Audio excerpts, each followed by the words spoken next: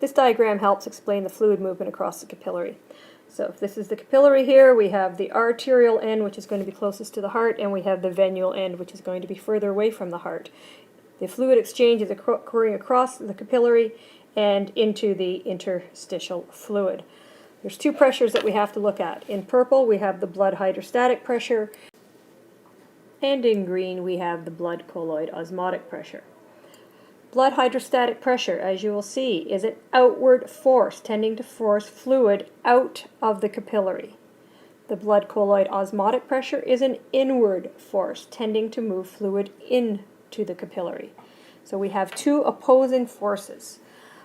Look at the blood hydrostatic pressure and you will note that the hydrostatic pressure decreases as you move away from the heart. So the arterial end is going to have a significantly higher blood hydrostatic pressure than the venual end. Blood colloid osmotic pressure, on the other hand, is relatively constant, and the inward force is not much different from the arterial end compared to the venual end.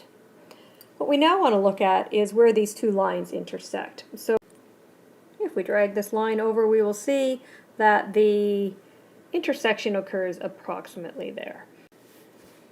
At the arterial end, you can now see that the blood hydrostatic pressure is greater than the blood colloid osmotic pressure. So the outward force is greater than the inward force.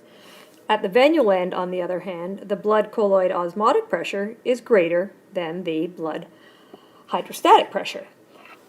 At the arterial end, therefore, this outward force is greater than the inward force, so you're going to have a net movement out. Okay, this is called filtration.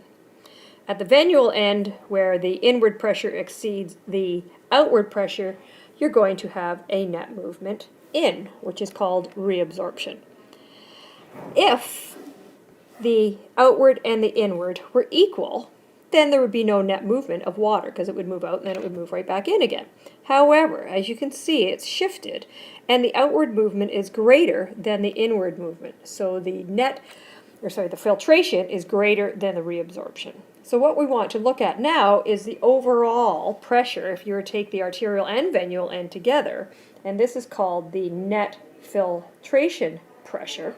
And you will note that because the outward force is greater than the inward force, the filtration is greater than the reabsorption, the net filtration pressure is going to be an outward force.